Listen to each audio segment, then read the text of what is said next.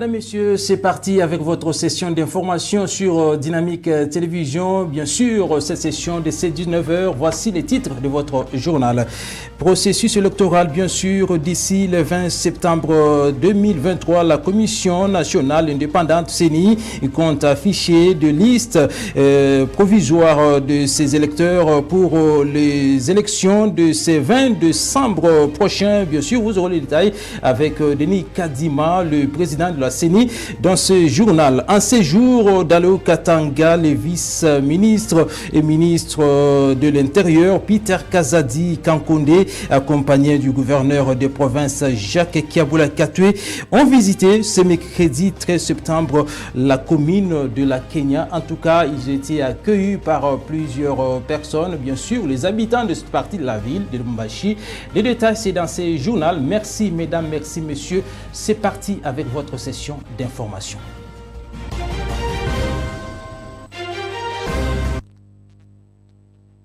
Avec cette information, bien sûr, nouvellement nommé par l'ordonnance présidentielle, les nouveaux magistrats de la Cour des cassations du Conseil d'État et du parquet généraux près de ces juridictions ont prêté serment aujourd'hui, bien sûr, devant le président de la République démocratique du Congo, Félix Antoine Tshilombo Tshisekedi. Suivez le détail. Je jure de respecter la Constitution et les lois de la République démocratique du Congo et de remplir loyalement et fidèlement, avec honneur et dignité, en présence de M. Guilain Yembo, directeur de cabinet du président de la République, les personnes ci-après: M. Mikobi Mikwete, Monsieur Tabala Nimensong, Monsieur Bokango Ngobila Bangoli, Monsieur Ousseini Sefou, Monsieur Wandolela Mukebelua, Madame Ngongo Feza, Monsieur Nyami Ngwamachi, Monsieur Ilunga Moueloa, nommés avocats généraux près le Conseil d'État par ordonnance d'organisation numéro 23/153 du 15 août 2023 portant nomination des magistrats civils du ministère public, parquet général près le Conseil d'État, ont prêté le serment dont la teneur suit. Je jure de respecter la Constitution et les lois de la République du Congo et de remplir loyalement et fidèlement, avec honneur et dignité, les fonctions qui me sont confiées. Conformément aux dispositions des articles 5 et 13 alinéa 1er, 3 et 4 de la loi organique numéro 6/020 du 10 octobre 2006, portant statut des magistrats tel que modifié et complété par la loi organique numéro 15/014 du 1er août 2015, le président de la République, chef de l'État, a reçu le serment précité et leur en a donné acte.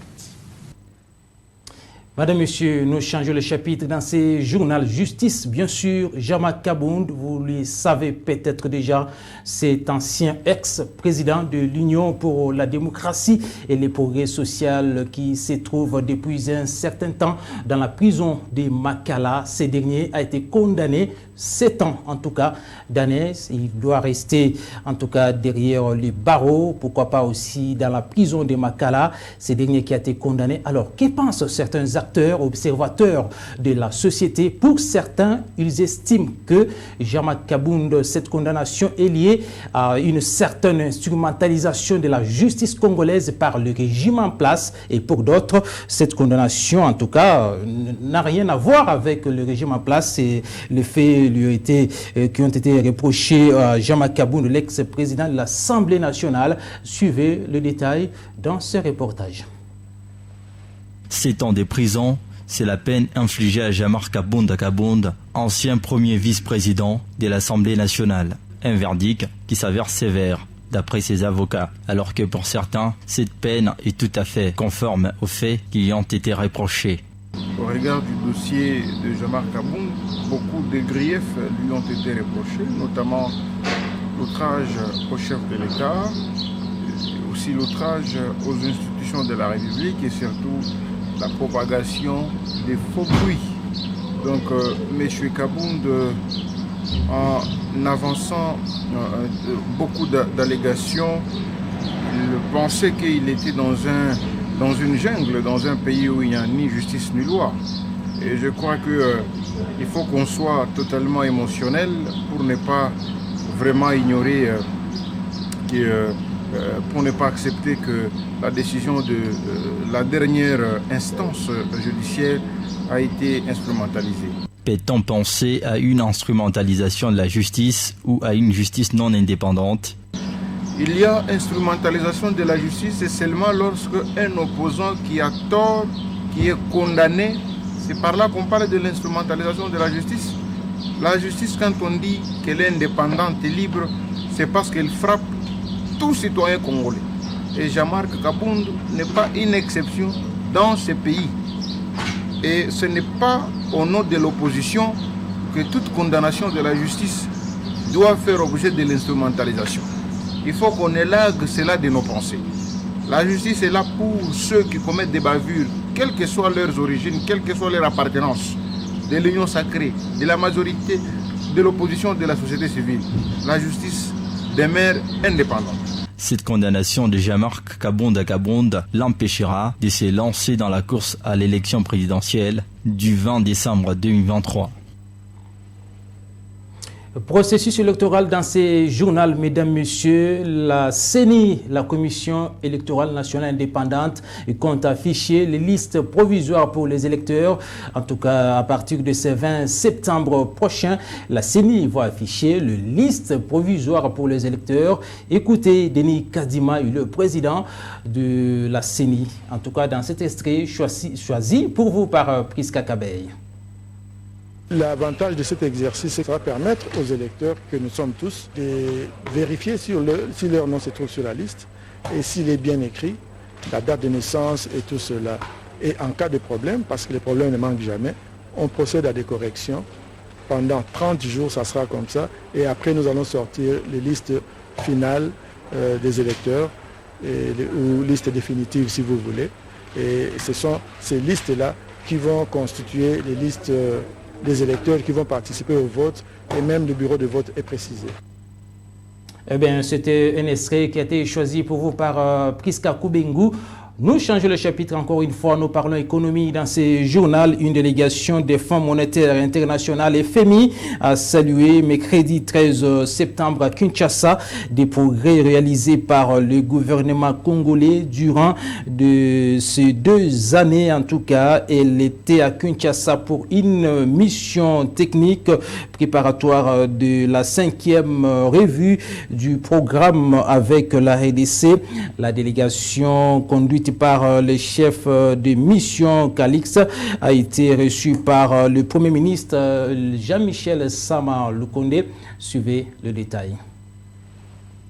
Notre travail, notre tâche dans cette mission, c'est de récolter le maximum d'informations possibles pour préparer la mission de revue proprement dite. Ce que je peux dire par contre, c'est qu'il y a des progrès très encourageants qui ont été réalisés sur les 2 dernières années ici. Depuis le début du programme. On a passé la 4e revue déjà. La prochaine, c'est la 5e revue. Et il y a une dernière qui est prévue vers mai-juin l'année prochaine pour finir l'ensemble du programme. Et parce que j'ai parlé de lui, Jean-Michel Sama Lukonde, le Premier ministre congolais, Jean-Michel Sama Lukonde rassure le DG Freddy Mwamba et le PCA Dave Kalemba du CEC de l'accompagnement du gouvernement congolais par rapport à l'implantation de ces laboratoires à travers le pays. Suivez le détail. Vous savez, l'autorité est chimiste. Nous avons eu un débat technique sur le matériel que le CEC a mis à la disposition de la République et nous sortons avec joie parce que l'autorité a promis de nous accompagner, pas tout simplement dans le laboratoire de l'Alaba que nous avons implémenté, mais dans les autres projets que nous avons, notamment sur le projet de laboratoire de Lubumbashi, le centre que nous allons mettre en place, Félix Antoine Tshisekedi en Mbujimaï, pour la formation dans les domaines des pierres, dans les centres de gémologie comme on appelle, sans oublier les laboratoires que nous allons mettre à Kinshasa pour tailler le diamant.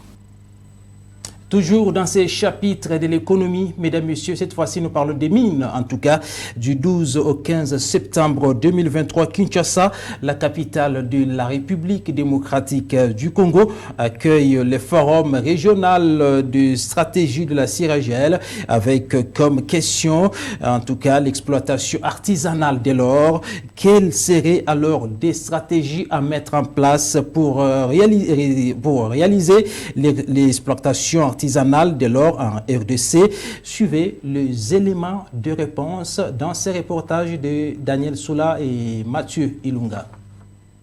L'exploitation artisanale et à petite échelle de l'or et autres minéraux, c'est la question majeure qui a réuni les États de la CIRGL dans un forum régional à Kinshasa depuis ce mardi 12 septembre dernier. Dans son mot de circonstance, le chef du gouvernement congolais a émis le vœu de voir émerger des stratégies au sortir de ce forum pour non seulement tracer l'itinéraire de l'or, mais aussi de promouvoir le développement durable, la stabilité et l'éthique dans l'industrie de l'or. Mais de quel genre de stratégie devrait parler? Sur l'ensemble du territoire national de la République démocratique du Congo, donc les études menées nous amènent autour de plus de 2700 sites d'exploitation artisanale de minéraux et de substances minérales et de pierres précieuses. Et les 2700 sites ne sont pas presque contrôlés ou bien encadrés.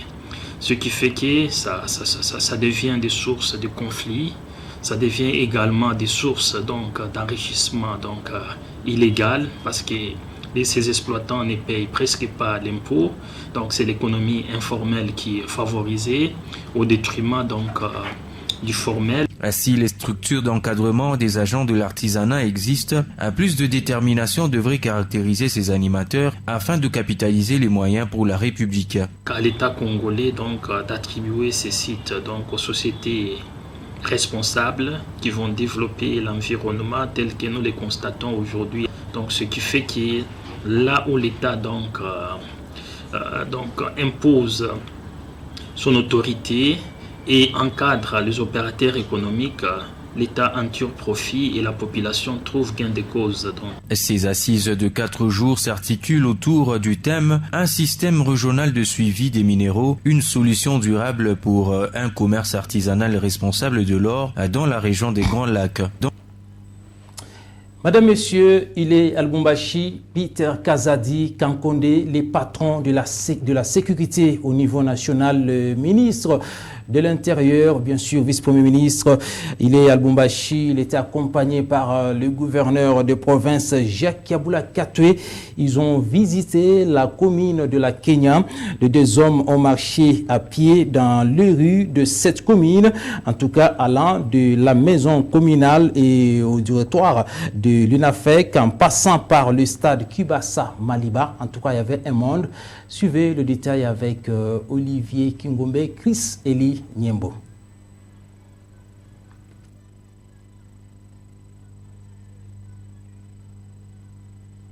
Tout a commencé par les bureaux communaux de la Kenya, où le vice-premier ministre, ministre de l'Intérieur, a eu un bref entretien avec le bourgmestre de cette municipalité. Après cet entretien, le vice-premier ministre, ministre de l'Intérieur, Peter Kazadi Kankonde, qui avait à ses côtés le gouverneur de province Jacques Kabula Katwe, a eu du mal à s'effrayer un chemin. Une marée humaine a spontanément envahi le bureau communal de la Kenya, scandant cris de joie et chansons.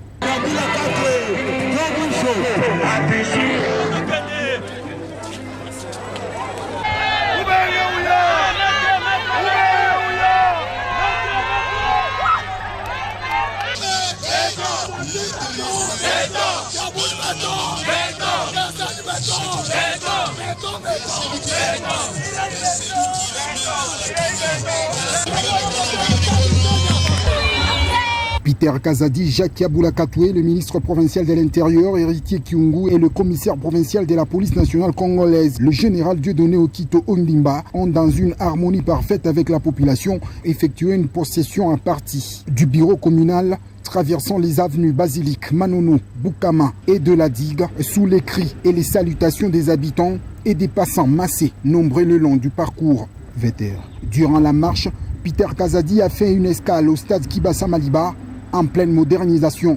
Ici, le vice-premier ministre de l'Intérieur a pris connaissance des travaux en cours, travaux entièrement financés par le gouvernement provincial. Poursuivant sa route, Peter Kazadi et Jacques Yaboula Katoué ont fini cette marche avec la population au siège national de l'UNAFEC sur l'avenue de la Digue où ils ont été accueillis par des dizaines de militants et des généraux satisfaits de recevoir les patrons de la territoriale.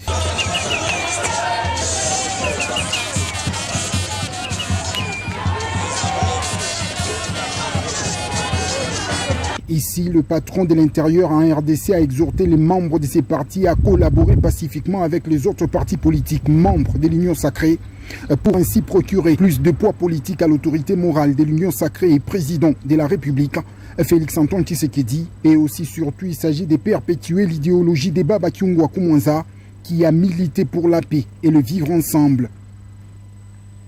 Merci Olivier Kingombe. Monsieur, je te garde toujours dans ces journaux. En tout cas, le vice-premier ministre et ministre de l'Intérieur, Peter Kazadi Kankonde, accompagné du gouverneur des provinces, Jacques Yaboula Katoué, a visité l'entreprise Mining Engineering Service, une usine de fabrication de câbles, en tout cas électriques, des cathodes.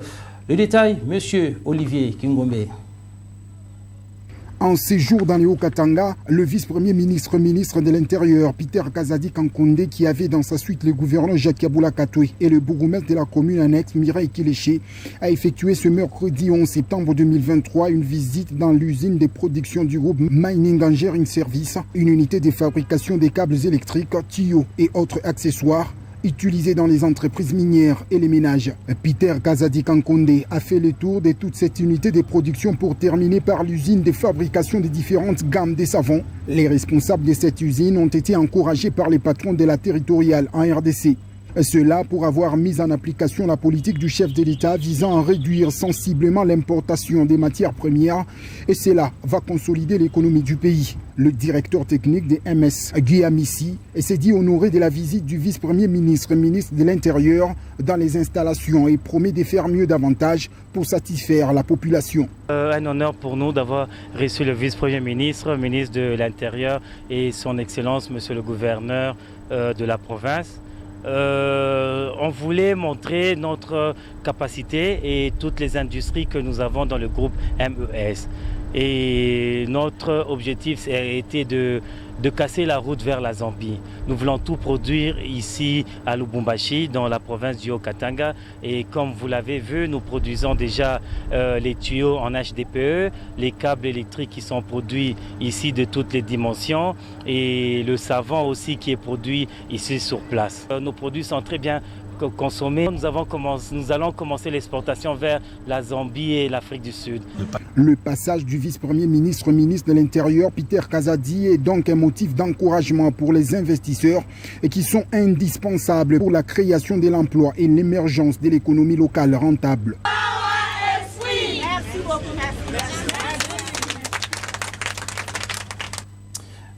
Renforcer les capacités des agents, surtout en ce qui concerne les régies financières.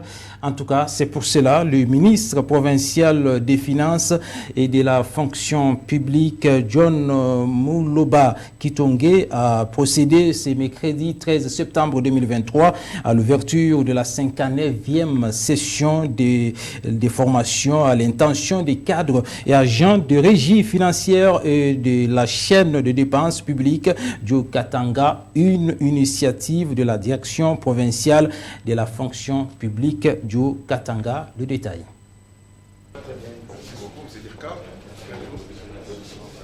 Pendant 10 jours, ces 50 participants seront formés sur 10 modules, parmi lesquels la pratique de l'élaboration des actes de contrôle, des contentieux et des poursuites fiscales.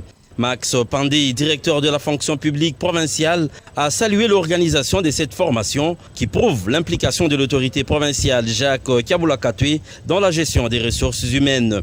Comme toute organisation qui se veut compétitive et atteindre les objectifs avec efficience, efficacité et performance, valorise ses ressources humaines. Et en valorisant ces ressources humaines, cela permettra à ce qu'il y ait adéquation entre le profil de l'homme et le profil du poste qu'on appelle professiogramme. Il sera complété par le directeur de la DRH4, Bruno Choma, qui a souhaité une participation active des agents à cette formation de renforcement de capacité pour faire face à l'incivisme fiscal. C'est une formation qui va nous permettre d'être rodés. Elle va nous permettre d'être outillés afin de recevoir encore de nouveaux mécanismes pour savoir recouvrer, savoir récolter l'impôt. Représentant le gouverneur de province, John Mouloba Kitongi, ministre provincial des Finances et de la fonction publique, a appelé les participants à s'investir dans la maximisation des recettes après cette formation. On ne dit pas que vous êtes ignorant. Si vous étiez ignorant, vous n'allez pas être ce que vous êtes ici aujourd'hui et vous ne serez pas chacun au poste là où il est aujourd'hui. Mais dans la vie, se former, c'est très capital. Quand on n'est pas formé, là on devient ignorant cette fois-là. A noter qu'à l'issue de ces 10 jours de formation, les participants devront faire la restitution auprès de leurs collègues.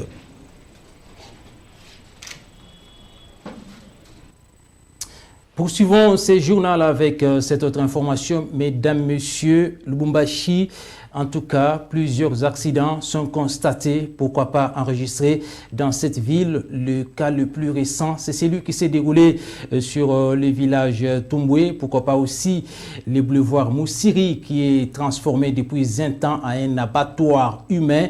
En tout cas, il ne se passe pas même 2 jours qu'il n'y ait pas un cas d'accident sur cette artère. Que pensent alors les experts en question routière par rapport à tous ces accidents observés sur le boulevard Moussiri, précisément au niveau du terminus Usine aussi. Et pour Jean-Claude Kazadi, les responsabilités restent à partager entre les chauffeurs, l'État, pourquoi pas aussi la SENPER, mais aussi les systèmes doivent être maîtrisés, c'est-à-dire le système routier doit être maîtrisé par les chauffeurs, l'État, pourquoi pas aussi la SENPER. Suivez-les dans ces propos recueillis pour vous par Daskona. Il y a d'abord un problème d'organisation. Nous ne disons pas que les autorités ne sont pas organisées, c'est-à-dire nous tous, n'est-ce pas, il n'y a pas une bonne organisation. Pourquoi nous disons ça? Puisque lorsqu'on est acteur de la sécurité routière, n'est-ce pas, on ne peut pas regarder d'abord le couleur, on ne peut pas dire puisque nous sommes des services publics, puisque nous sommes, non. Nous devons tous nous mettre ensemble, n'est-ce pas, et organiser la chose. La sécurité routière, monsieur Ben, c'est un système. C'est pas de la façon. Il y a des gens qui confondent la sécurité routière avec le code de la route. C'est pas la même chose. Le code de la route fait partie de la sécurité routière. Nous avons premièrement la sécurité primaire, la sécurité routière primaire, la sécurité routière secondaire, n'est-ce pas? Et la troisième sécurité routière, elle fait partie du secours. La première sécurité routière, donc, elle est constituée de prévention. Donc là, c'est juste prévenir les accidents. Donc il y a des dispositions et des mesures, n'est-ce pas, qu'on doit arrêter pour éviter qu'il y ait des accidents. Ça, c'est la sécurité primaire. Et la sécurité secondaire, c'est lorsqu'il y a l'accident, n'est-ce pas? Maintenant, faire en sorte d'atténuer les dégâts. C'est là où interviennent maintenant les ceintures de sécurité, les ballons gonflables, n'est-ce pas? Toutes ces mesures-là ont été conçus de sorte à atténuer les dégâts. Donc là, c'est la sécurité secondaire. Mais ce que nous devons beaucoup plus retenir, c'est les systèmes. N'est-ce pas? La sécurité routière, c'est un système. Dans le système, il y a des éléments qui sont en interaction. Il faut bien retenir ça. Alors, s'il n'y a pas une bonne organisation, on ne saura rien faire. Et nous allons continuer toujours à déplorer les accidents. Est-ce qu'il faut voir, est-ce que Moussiri, à tous les endroits, répond, n'est-ce pas, aux normes, n'est-ce pas, internationales, donc aux standards internationaux, ou Est-ce qu'avant de mettre les arrêts, puisque les arrêts que vous voyez là, avant de les mettre, il faut passer par une étude. Et c'est le travail de la CNPR. La CNPR doit faire des études là-dessus, n'est-ce pas, pour mettre un arrêt. Mais malheureusement, ici, ce n'est pas le cas. Ce sont les chauffeurs eux-mêmes qui cherchent les arrêts, n'est-ce pas, qui créent des arrêts. Et la mairie, maintenant, doit venir après, puisqu'on ne sait pas interdire, et la mairie essaye de confirmer cela. Ce n'est pas normal. Donc, tout doit passer par une étude. Donc, il faut que ce système fonctionne normalement, que l'homme, n'est-ce pas, soit bien formé, que le véhicule, n'est-ce pas, soit vraiment conforme, que les routes soient conformes. Et s'il y a interaction entre ces trois éléments, donc si nous devons combattre les accidents, nous devons tenir compte de ces trois éléments. Donc,